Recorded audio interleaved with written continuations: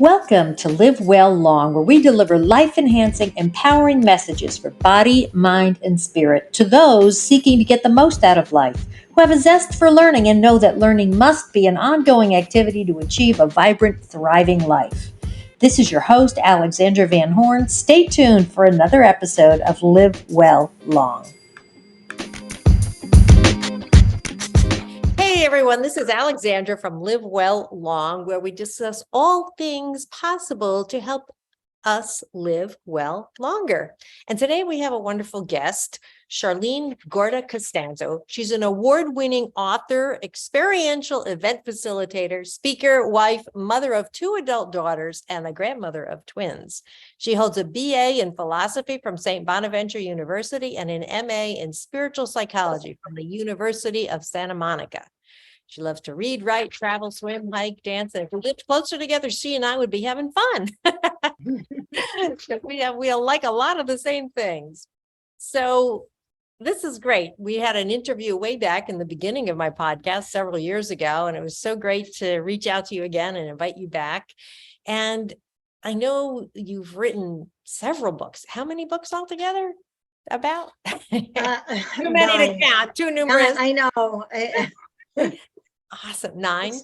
Awesome. Mm-hmm. Beautiful, beautiful. Now, the first book you wrote, The 12 Gifts of Birth, that was your first book in your 12 Gifts collection.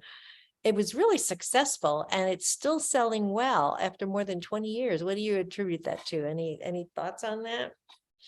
I didn't write the book. Okay. That's one thing. I had a dream.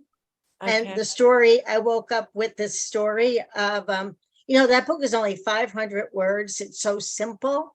And yet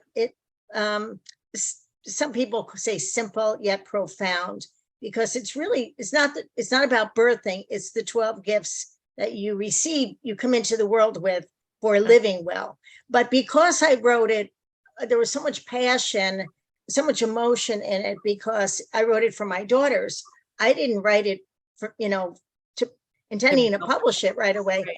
But if I can give you the little background sure. How I wrote it. Yeah. My daughters were teenagers. They weren't home from school yet one day, and I'm like putting dishes away. I'm just doing stuff anyway. And I had this sudden, almost partial life review, like you're at the end of your life, you might have a life review. Well, this was just about being a mother. And I saw these scenes where they were little and they're going, mommy, mommy, and they're talking at the same time. And I'm trying to divide my attention while I'm stirring something, folding clothes or whatever.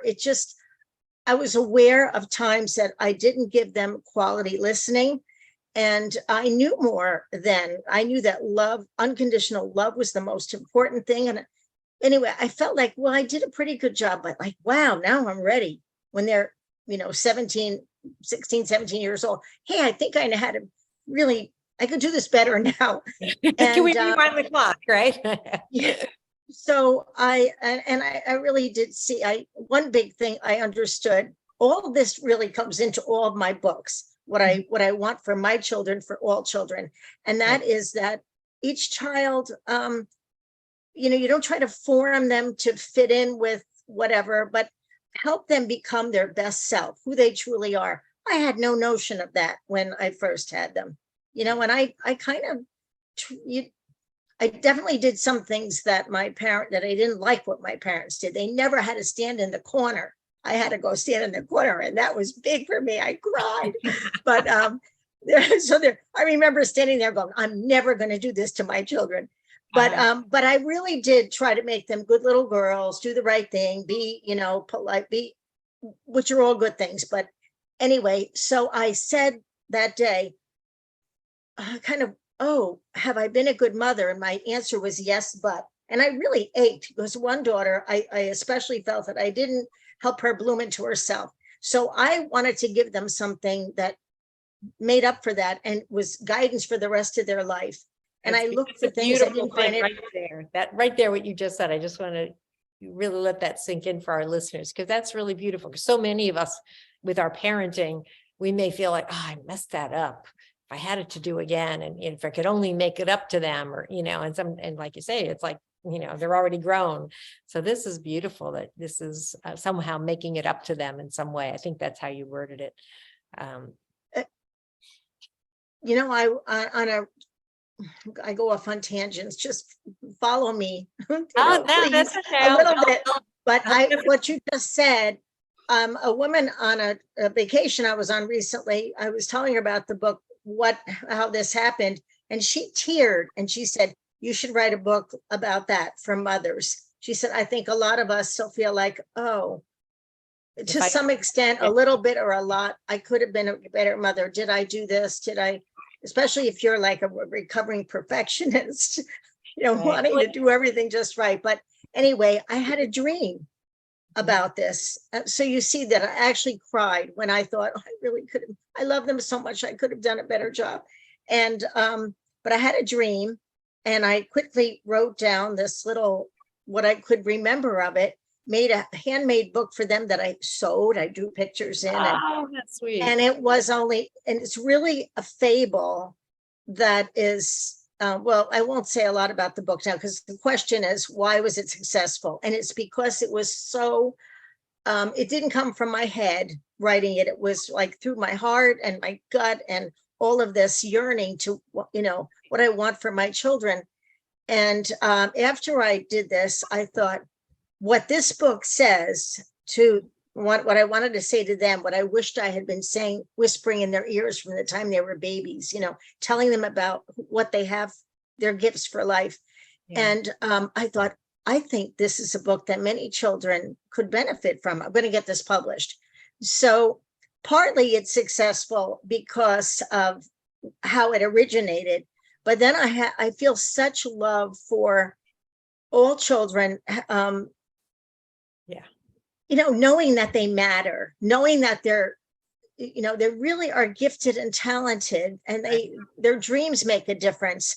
So then 10 years later, I published the book, formed a company, published it, went on, my husband and I got into a motorhome, went around the country, but it's successful now because that part was also driven with like a sense of mission.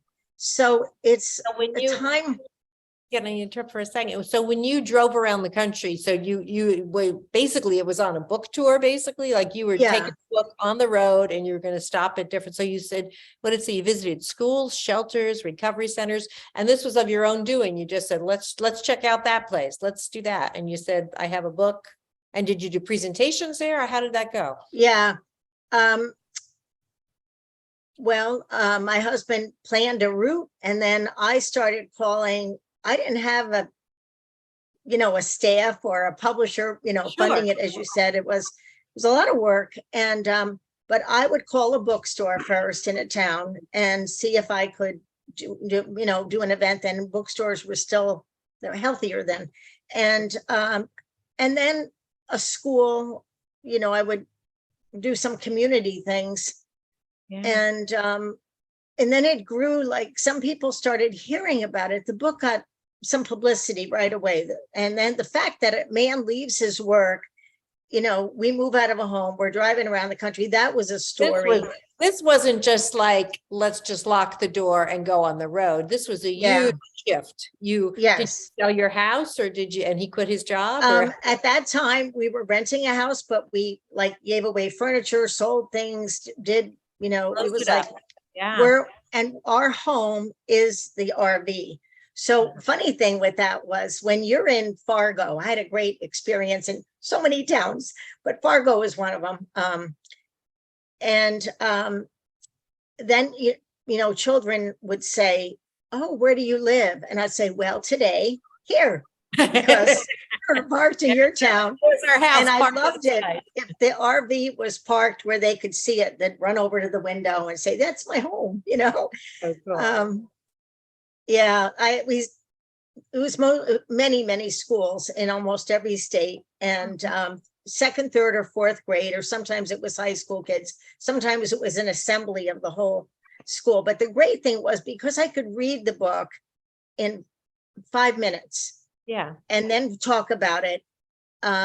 It's powerful because an example of how that was, why the book is effective in getting a message across is, this demonstrates it. I was invited to I don't know what it's called. It's a home for girls, teenage girls that are incarcerated.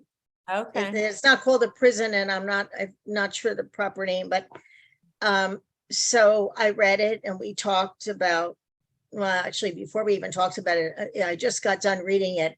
And this one girl starts yelling at me, screaming at me. And she's going, "You got me, you got me." And she just was really angry. And we understood then it was because she listened. It went in, and then she wasn't ready for that. Like, people go and give these talks, you got to get your life together. You have promise, you have this. When it's direct like that, you can shut them out and say, "Oh yeah, BS," or whatever. What does that lady know about my life, or something? Right. Because it starts once upon a time, a long time ago, and the little girl in her listened, and her heart took it in. And then she was crying, I was crying, and we just hugged. So beautiful. And that's how it was with some incarcerated places. So many people just don't feel good enough. Amen. Yeah. Well, so much. I had a conversation with someone yesterday in an interview about forgiveness. And I said, whatever someone is doing, it's like, remember the old cassettes with the cassette player. It's like, there's the player and there's the cassette. If you don't like what's coming out of it, you would take out the cassette and put in the music you like. So there's a program running. And everybody gets programmed based on our early childhood experiences, the culture we're in, who knows, it can come from the teacher, all the programming goes in. And then if it was loving programming, great. If not, then people have a rougher road ahead of them because they have to get through all that. Yeah. And transcend it. Yeah. One thing I learned in my studies at USM, University of Santa Monica, is that the thing is, the earliest memories, and you probably know this, we have our conscious memories, or a lot of those things are plugged in, but a lot of things happen before we really have words for them. You have these emotions and feel not good enough. Or so many children, I just saw recently where a child ran away from her mother and almost ran into the street. And, she grabbed her and she started yelling at her. And the 1 minute the child was happy, running, like, I'm free, I'm a little child, loving the world, loving today. And all of a sudden, like, so some things are so well-meaning, and we just accidentally, you don't know how then the child takes that in. But one is that even in the crib, we're crying, and we're used to mommy coming in, you get picked up, and but what if there are times mommy comes in, she's ready to pick you up, but then she just walks out. And anyway, someone gave this example, I thought it was a really good one. You don't know that the doorbell rang, or the teapot's whistling, or there's something in the oven, or why mommy walked out. But it's, for some children that can be, I don't matter. For their little hearts or whatever. Anyway, there's a lot of confusion. Life is confusing, I think, and yet it's wonderful. And it helps if you learn early that you have the inner strength, you have hope within you, you have joy. How do we tap into these things? Right. But see, when I talk about it like that, it's easy to just kind of, we hear these words. They're on Christmas carols. They sell cars. I don't know. I went into a pharmacy recently and something had the word joy, big joy, buy. And it wasn't to buy a candy bar. It was, something, clean your house with this and you're going to have joy, or, what I mean? There are so many things that kind of, I think we don't realize that these things we have in us. I feel as if it's like we all have a lot. We won the lottery. We have a ticket. It's in a pocket somewhere, or we just haven't even know. We just don't you know. You don't even know that you have this treasure. We have this that extremely valuable material in us. Right. And unless somebody points it out from the get-go, or we have this inner knowing, some of us, have a more inner knowing around it. But unless somebody points it out, if someone is, talking rough to us in our childhood, we come away with low self-esteem or with a tough attitude, like nothing's going to hurt me, and Yeah. and it can take decades for us to excavate that and say, oh, I can be loving and helpful, and I'm a productive and a gift to the world, but it's all the early programming that can Yeah. slow that up for us, can slow up that process. Yeah. So when you were traveling, it was, what did you say, 1999 to 2000? I see you have a note here. Yeah. Um, what surprised you the most? Like, what did you learn along the way when you were? One thing that surprised me was we cannot make a judgment, and we have to be careful, like not judge a lot of people, things and all, but there were some inner city schools that were incredible, that you could tell how the school felt and looked and how the children acted, the principal, the teacher, they were engaged, they were curious. The children all had like bright eyes, and like there was excitement for learning, for everything. And not always. I went into some, and I'm in the office, I'm just volunteering there, I'm ignored. There's people waiting, and whether it could be any kind of business, anything. There are people who have good, connection with people, and sometimes not. But my point with that is that people sometimes think, well, the school in the suburbs is probably the better school. And sometimes I went into a private school, and sometimes I had that same thing. Engaged. Oh, you're here. Yeah, I want to tell you about my talent. And kids are like excited still about life. And some apathy, like the teacher, people it's drudgery. School is drudgery. So that's the thing we have to overcome, I think, in anything, our work, our daily life, home, like big sticks, live well long. We have to be excited, want to live well long, and realize, I may only have today. So. Right. And, to your point, I've done some substitute teaching along the way, as well as some interim teaching for people who are on maternity leave, and then also in a middle school full time. But during my substitute teaching years, I could walk in, you always go into the office to check in and find out what the assignment is for the day. I could immediately pick up on the energy of the school right in that front office. If the head secretary is kind of grumbly, right away. And it's like it permeates through the entire school. Now, whether it's because the principal is that way and, and they just, whatever. But I know exactly what you will. In some schools, you'd walk into the office, oh, hi, Ms. Van Horn, blah, blah, blah, and totally different. And so I get exactly what you're saying. Yeah.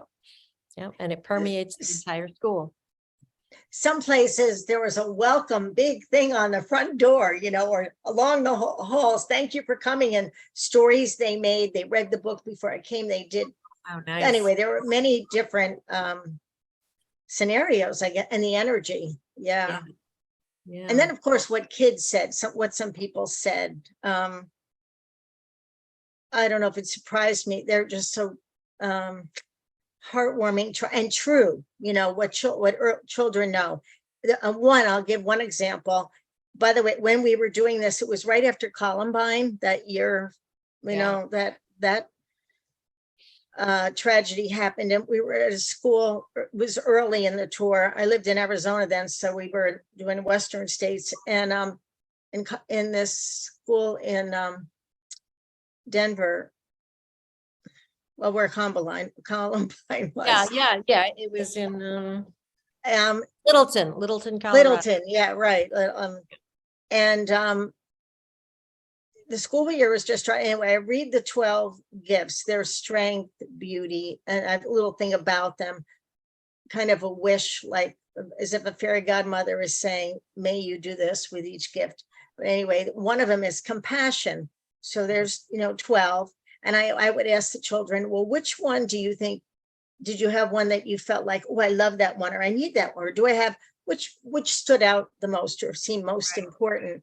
And it happened a number of times where children would, they wouldn't even remember the word compassion, but they would say the kindness one, the kindness one. I get chills when I think that children will say the most important, Right.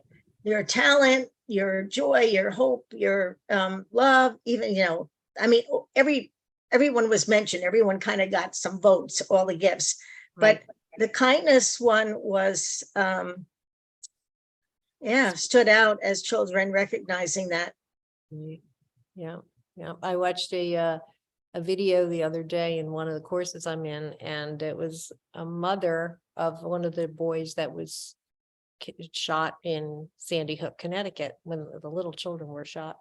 And she was saying how she realized that and she even said the shooter's name, which I don't recall at the moment, but she was saying, he was programmed in a certain way. So she had compassion for him, even though this horrendous event and she lost her child, but she got that, he just had the wrong programming that didn't give him the love, the coping skills that he needed. Yeah. That had him made those choices. Yeah. Yeah. Individual anecdotes, what people say, stories, things from film. I have this collection, I call them touchstones. Mhm. And I send out something, today's touchstone every day, but because a touchstone is, you hear it, see it, and it brings you right to that place of that, the meaning of that, whatever. But there's a film, Amish Grace, a book too, and it's about the girls being shot in a Little Nichols, I think, Pennsylvania, some an Amish schoolhouse. 10 girls, I believe it was, were killed. But in the movie, what this all is about is not so much the violence, all that. It's about forgiveness. Yeah. And about, not everyone does it perfectly, but the Amish really believe you must forgive. We must, you choose, and it's done in a like loving way. But in the movie, this little girl, her older sister was killed, and she said, I always hate that man. I hate that man, and she was little. And the father, it's so beautiful. He doesn't scold her, try to push her, say you shouldn't hate. And he gives her love, unconditional love, accepts what her experience is at the moment, and says, if you want to do that, hold on to it. You can, that's your choice. But he said, but know this, hate is a really big, hungry, it's got this big voracious appetite, and it will eat your whole heart until there's no room for love. And I think about that a lot, and it's said better than that, but I think about how much anger, the contentiousness in our culture now, and I see a lot of this. I don't know, we need the kindness and the love, because the heart, once you start finding everything wrong, this is wrong, the politicians are all crooked, they're this, that, Yeah. Oh, you bring your energy right down. right down, and we are not going to be a strong people, or if that's how we are, is hating, pointing the finger. We've, and it may sound like Pollyanna or something, but I think we have to start seeing things differently and saying, oh, I see you did, I love that about you, I admire that about you. Look for the good. Look for the good. Yeah. Look for the good. Yeah. Yeah. And I'm sure you've probably heard it too, the expression, catch them doing something right instead of catching them doing something wrong, whether it's your kids or your spouse or anyone, catch them doing something right. Yeah. And acknowledge it. That's so cool.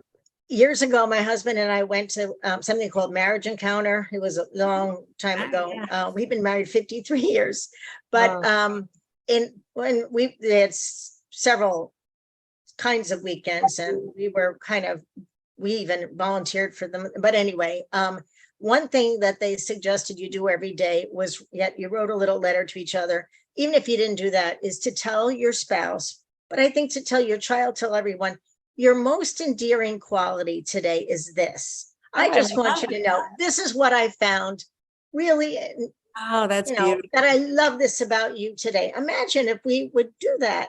And what I found was that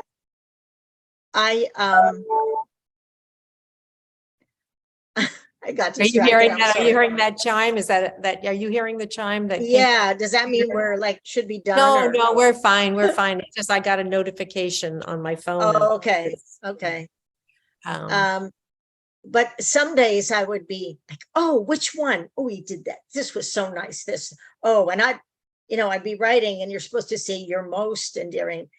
And but I had lots of them to pick from. And some days you had a dig. what, well, maybe there was that. Okay, but when You you can do always pull that, up, it's got a nice smile. You can always throw that one in there. yeah, right, right. I love your I smile. like his smile. Yeah. But that, Yeah. I love little things that are easy to do and they can make a huge difference in your life. Yeah, that's a And beautiful takeaway for our listeners. It's like, and this is every day, just find something you like or you can appreciate about your partner, your spouse, or anyone and in your life that you want to commend and you want to really help that relationship to stay strong. Just keep acknowledging instead of, you didn't take out the garbage or you didn't squeeze the toothpaste or put the toilet seat down or whatever the complaints might be, right? yeah. And it's powerful for both the giver and the receiver. I felt so good offering that. Yeah. It always brought me to a good place. And then, ooh, what's he going to tell me? What is? So I like to do that with my children, grandchildren, and That's beautiful. Yeah. people in the grocery store. Honestly, you don't have Yes. to just say, "Oh, I like your smile. Oh, I like your name. Oh, I Yeah. like your oh, I love your glasses." And Right? people, oh, thank you. I don't Yes. know. It's Yes. kindness, courtesy, compliments. Right. I think if many of us did that, we look for peace, we look for joy. There could be this, we hit a critical mass and the world is different. Our country's different, Yes. and Right. yeah, Cultivating kindness. Yeah. Yep. Yeah. Absolutely. Absolutely. Wow. And I heard you say that you've experienced several miracles in your life. Do you want to share about that? Well, the one that just came to mind, I do feel that being here is a miracle because I had, at the end of that tour, I was in Alaska and I just on the way to a Boys and Girls Club to do a presentation there. And I just kind of went like that on my throat and I felt this hard lump and I knew that it just, knew it was not good. And anyway, it turned out I had non-Hodgkin's lymphoma, advanced stage 4. It was in my my neck, my throat, my abdomen, and my bone marrow. And the form that I had, it wasn't fast growing; it was slow growing, but there was no cure. So when you hear there's no cure, and the average, I guess, life expectancy or something after that, which I think you should never be giving people because then sometimes take that on. But it was like 7 years or something. But I heard though then that at least one person has achieved a cure from every kind of cancer. And when I heard that, I was like, oh, if one person can do it, I can too. That is not, I can actually release this. I just started to believe that. I did everything. I used aromatherapy, beauty, nature, affirmations, physical, mental, emotional, spiritual things besides chemotherapy. My doctor, the oncologist, said, boy, you really have a positive attitude. And, he said, it's still going to be in your bone marrow. Like, I don't know why he said that, because it was going to be hard to get. Then I was, oh boy, you've really given me a challenge now. I was talking to my bone marrow every day, bones, all my cells. I would sing this song, every little cell in my body is happy. I'm really, and before I got a treatment, I used like sort of a Passover, something that harkens to the Passover. Okay. I would tell all my healthy cells to protect themselves. Like something's coming over your house, something is really strong to destroy some harmful cells. Prepare for a battle. Misguided. So yeah, so it was kind of like put a mark on your doorway and let it go over. And but then I would say, okay, I know that all you cancer cells have heard that too. So, I mean, I started joking with my body and saying, okay, but they're after you. And it says you have a choice. You somehow got misguided, and you have to either leave, you're not welcome here, or if you can somehow change back, be normal again, be good. Right. But anyway, I did a lot of things for that. And anyway, at the end of it, even my bone marrow said no evidence of cancer. I don't know if it was a miracle, but that was, I would say. Yeah. Yeah, And well, I got, if anyone wants to hear about more of them, because I have some big ones, right. is one of my books. Now, if I hold it up, it'll probably be backwards, huh? Oh, no, it looks good. No, it's good. Oh, Touchstones. Stories for living the 12 gifts. I have stories like that in here that either for me or for other people, something happened. In fact, one of the stories is about a woman who she's still alive. She had pancreatic cancer. And it was back when I was diagnosed, and she had a lot of treatments and all, but her thing is joy. You just live in joy every day. I don't know if she's. Love it. I love it. She survived. They're not all health things either. There's all kinds of stories in that, but all kinds of overcoming. Yeah. Yeah. Beautiful. Beautiful. Wow. Wow. And now your second book is about using the 12 gifts to heal. And you wrote it while facing advanced lymphoma, which is what you were sharing about. Mm-hmm. What's the main takeaway from that book? That, and a lot of people know this, but I think we forget, it's our body that has the healing power. It's, yes, the drug helps, all the things that I did, but if you empower the body, the cells that can correct things. Life wants to survive,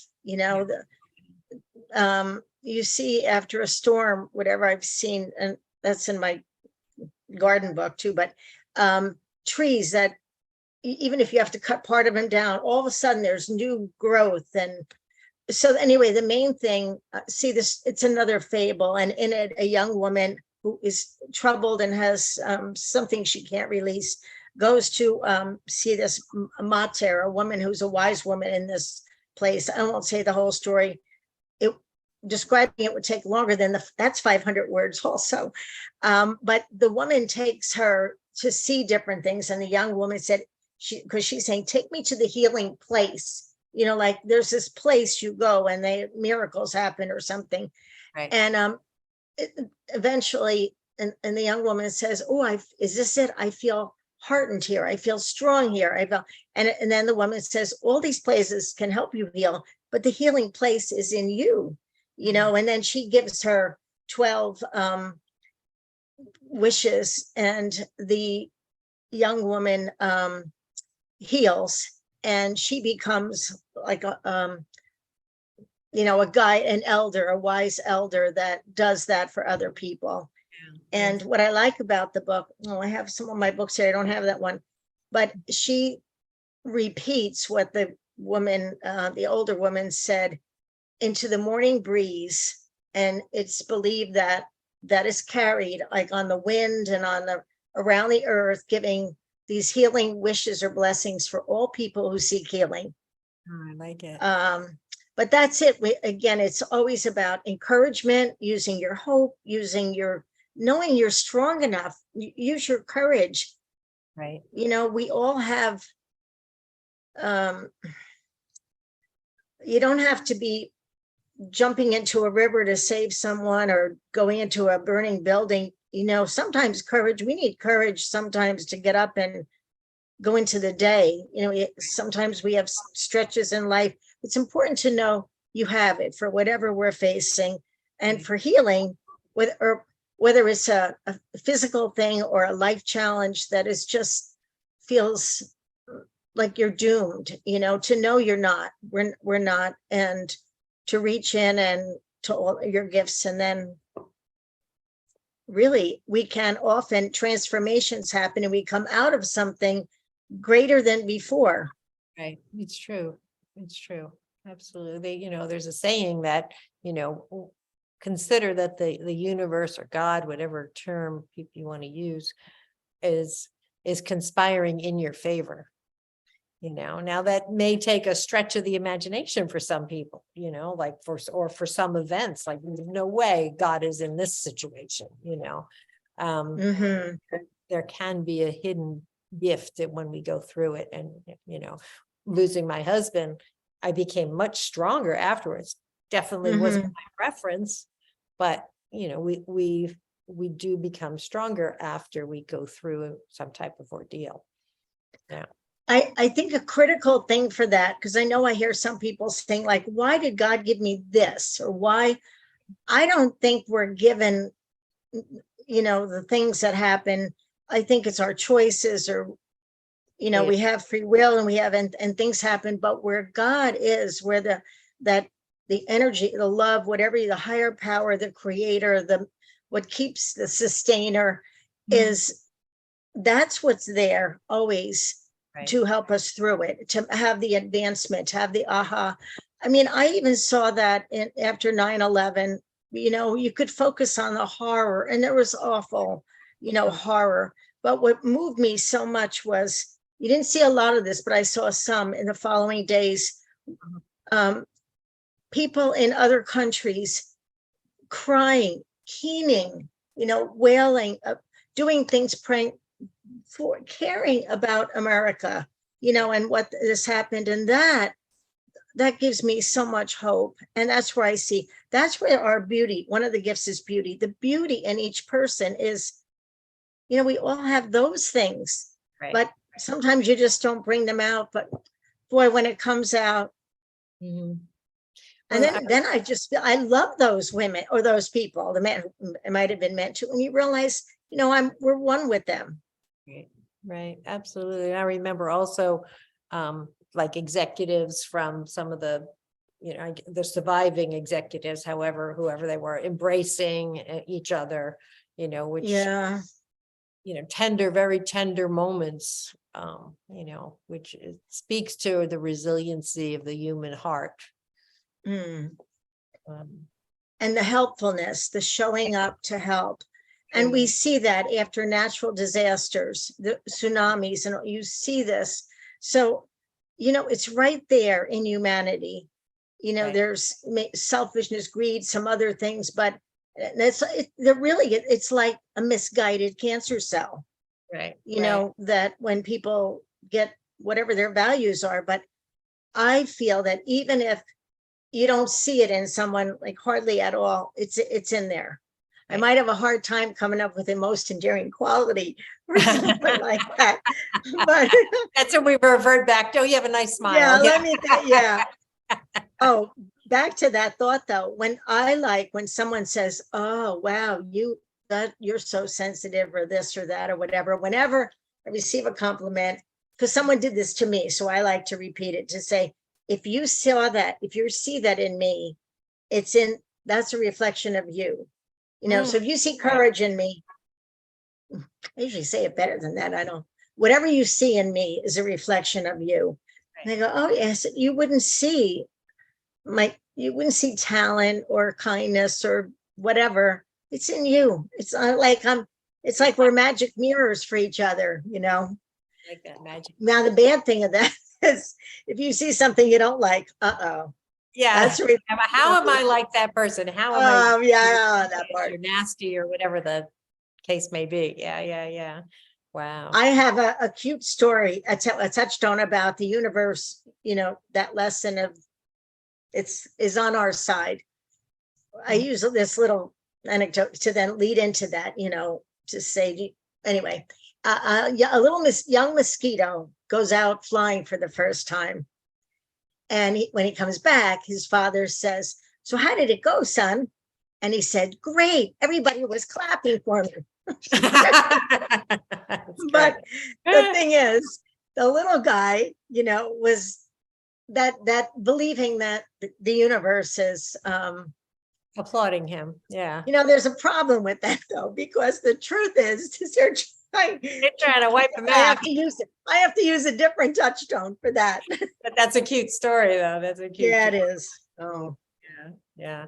Well, I also like I notice obviously I meet so many people, and I noticed that some people just, I'll take it just down to my husband. When he was an only child, had a lot of love and attention, first grandchild in his family and the only child. So he got a lot of, and a warm, caring family. So he got a lot of, back rubs and just built up his confidence, And so he immediately, whenever he met somebody new, he already liked them, he already liked them. He didn't need to be proven. Now, I was raised in a different way. It was I would say a rougher upbringing. Let's just call it that, And whenever I met somebody, I was more like cautious.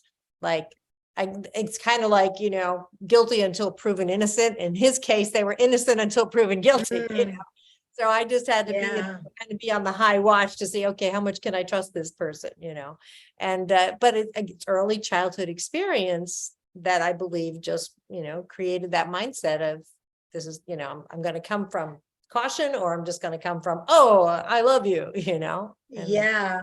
And it's, I was going to say it's not easy to change that, but I don't want to affirm that, say, right, exactly. like maybe up until now in the universe, it was hard to change that. Right. But maybe Right. going forward, it's going to get easier for us to say, Or I'm just going to see things. Yeah.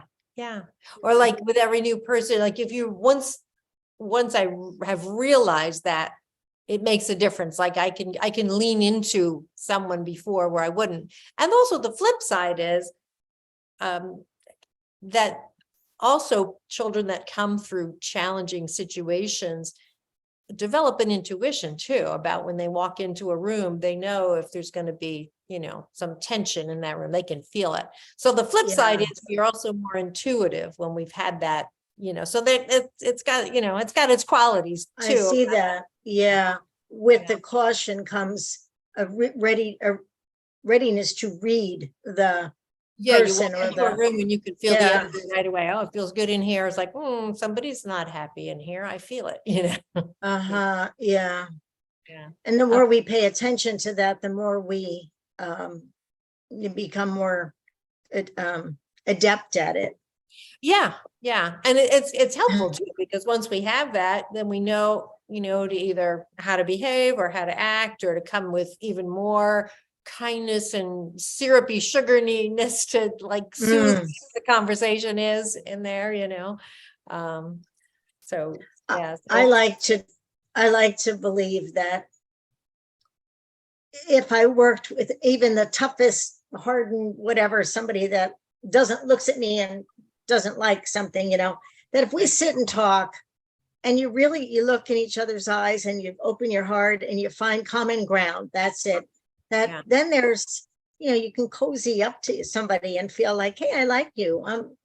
We're a lot alike. Right. That one reason why I guess I have believed that the universe is helpful, that there's always help. I had an experience from my first book.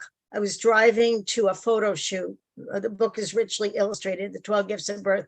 And I lived in Phoenix, and I'm driving pretty fast. I'm going along with the flow of traffic, like 10, 15 miles over the speed limit, and I'm in a middle lane, and I hear exact words, but not with my ears, like in my body. I heard, move over to the far right lane now. Wow. I love it. Yeah. And I was, okay. I didn't say anything. I just took, I followed that. I went over, and as soon as I got to the furthest lane near the shoulder, like about a minute later, I got a flat tire and the car wobbled, kind of lost control. And I was able to just pull on. Right. It's amazing because I was able to I had even a wide area. It was right after an exit. So there was like this perfect, safe little island for me to go Love on. it. And I was just like, wow, what was that? I mean, I understood it, Right. what happened, but there was a second part just then, like trucks, big trucks came vroom, vroom, speeding by. And my little car, I shook, and I Right. thought if I would have been dead, and had I been, that happened and I couldn't get over it. I'm trying to, what do you do? When your car, suddenly you're slowed down. And I thought it wouldn't have been just me. There would have been a pileup. Right. So that's why I think now sometimes people say, well, why doesn't it happen all the time? I got a lot more questions than answers about life, Right. but It's a I mystery. believe, That's why it's a mystery, right? yeah, it is. But Yeah. It's so true. It's so true. Yeah, I have a similar, not the same thing, but years ago, way back, early life, not early life, but my 20s, I was working at a lab midnight shift. And it was a Sunday night. I mean, that was to me the worst time. I was the only one in the building going in to run these machines that did blood samples, testing.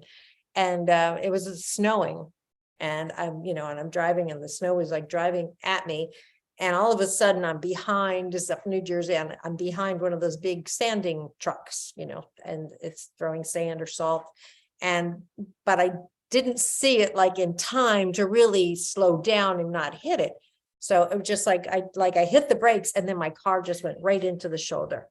And I was like, fine. I was like, wow, how did that happen? It was just like, it was just perfect, and I was like, this is cool. Okay, I'll take that. I still can see it in my mind's eye. Like it was too close for me to stop, but I was able to, and the fact, and I felt like I was guided in that moment to get right into the shoulder. Yeah. yeah, I think it happens more than we realize. Yeah. We've all heard that expression. Well, many of us have heard this living here as Earth School. Mm. Okay. And we're here to heal, to learn. There are life lessons. Well, what I love is one time someone in Sedona, I lived there for a while, a woman said, not only is this Earth School, this is the Harvard of the universe, and it's hard. And you wanted to get in here. Here you are, like I got into Harvard. Harvard of the universe. I like that. It's the Harvard of the universe. So I don't know. I like the point, the suggestion that it makes was like, yeah, what'd you expect? Right. Just right. do your work, do the work. And, I had these touchstones that I write every day. They're on Facebook, today's touchstone.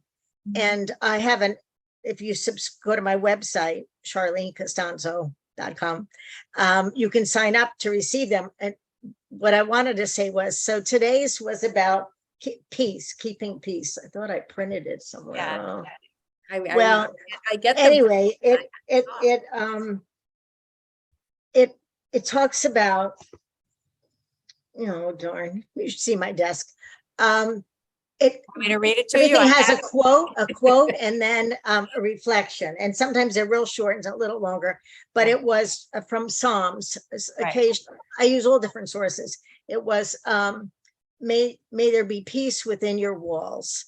Mm-hmm. And so it's about, first of all, just the wish that in your home and wherever you go, right, even in the walls of this, every cell in your body, that there is peace and well-being.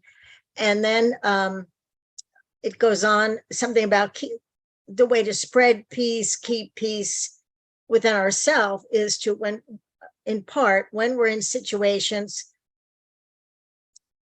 sometimes people feel, well, what's me, one little person, how can I make a difference in the world? But each one of us, one by one, it adds up.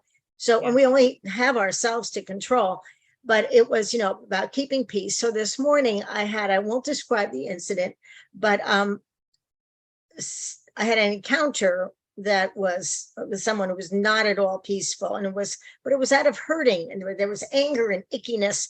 And very often our response, the first tendency is often to do the same thing, it triggers that same. And I thought, oh, what I just wrote. is to approach like, okay, I got to walk my talk here. Yeah, I'm going to try my best. And to let that go and just say, how do I be in the situation with equanimity? Just be like, Right. be calm and not even try to fix it or react. Just be present and let it be. And then, maybe just say something nice, or if it's a close person, say, how can I be supportive? Is there something I can do?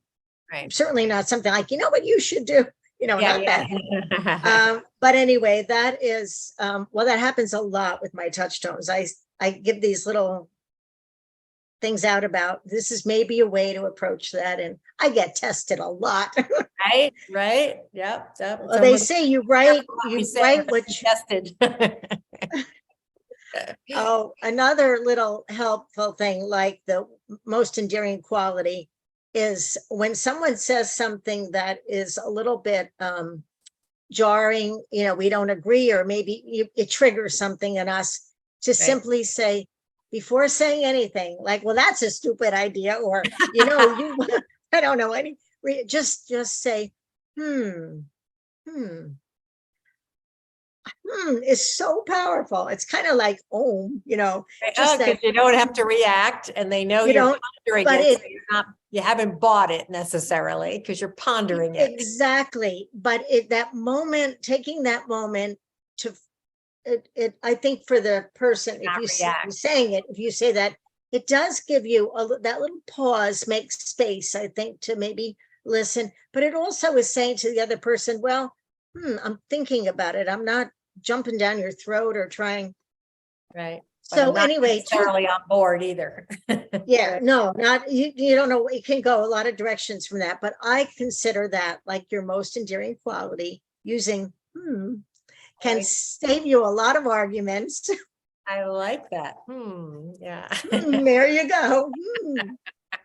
Now, if I start going around through life going, people are going to be, what's up with her? Well, it can sound not giving us her opinion anymore. She's just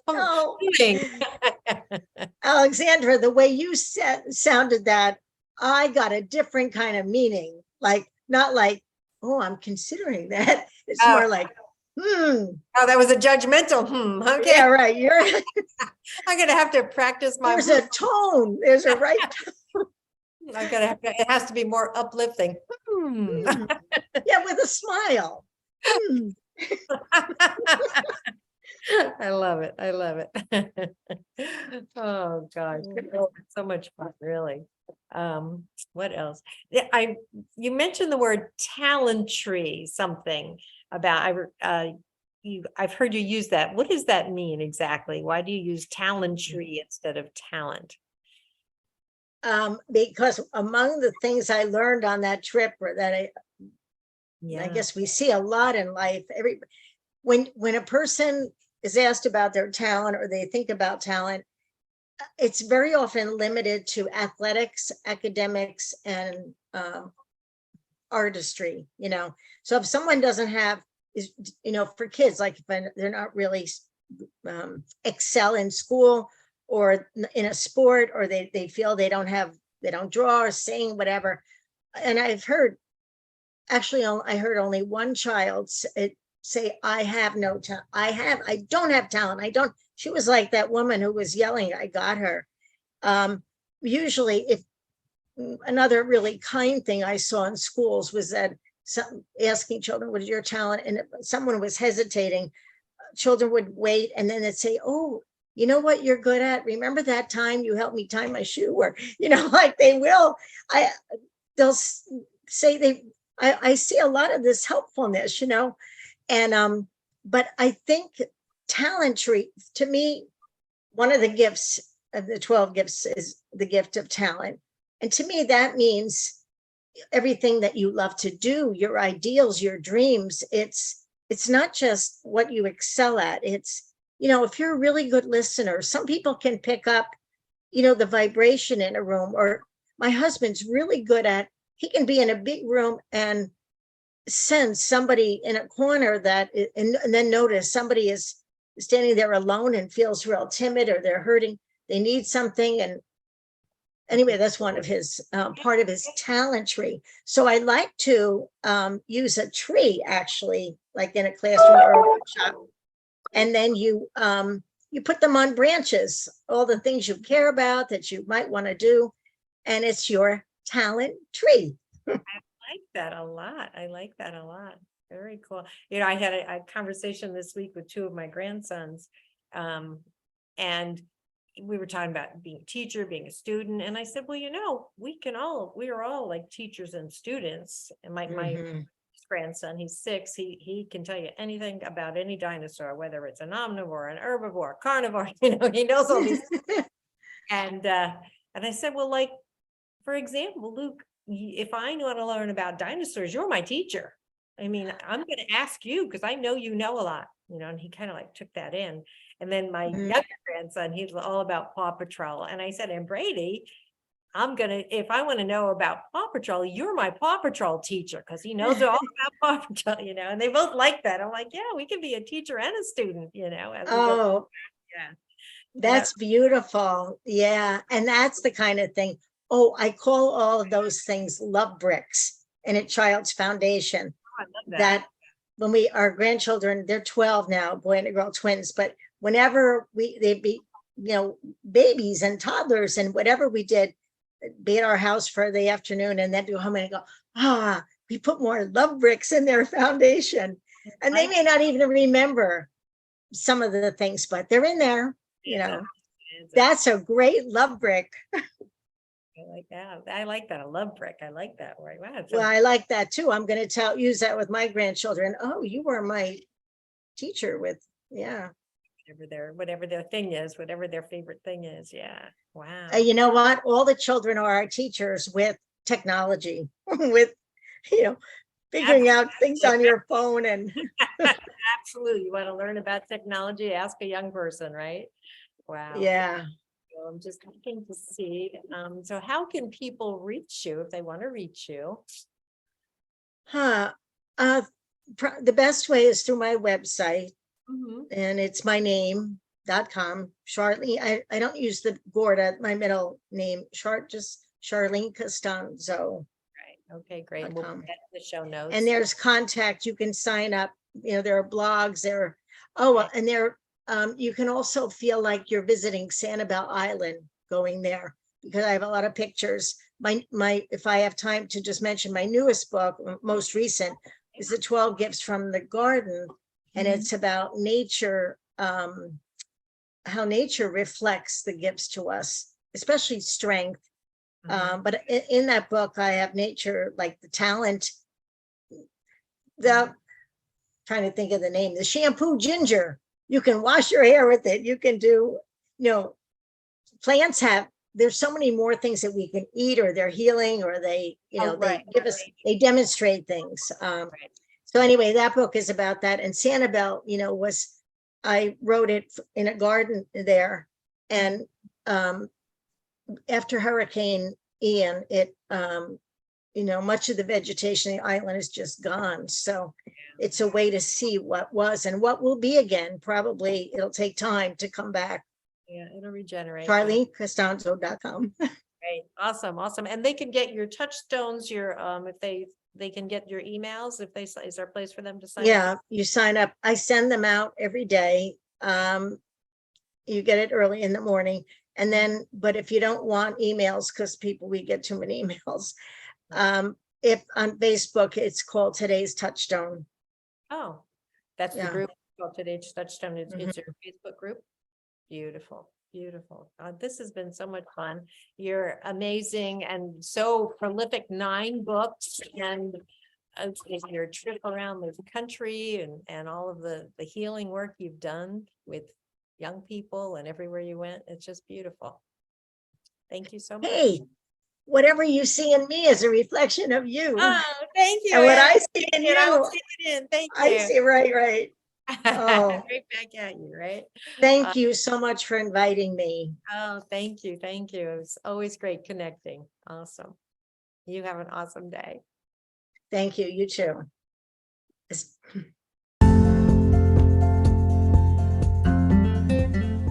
Thank Thank you for listening. This is Alexandra with Live Well Long. Be sure to hit subscribe so you don't miss any of our important episodes. We want to be sure that you get everything you can to do your best to live well long. Feel free to reach out to me at alex@avhcoaching.com. And remember to take good care of yourself so that you live well long. Talk with you soon. Bye.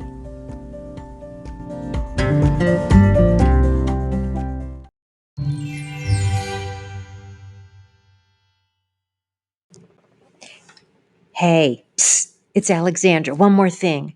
Would you please share this on Facebook, Twitter, send an email to your friends? Just hit the share link and pick a way to share it. I would love it. Thank you so much. Bye.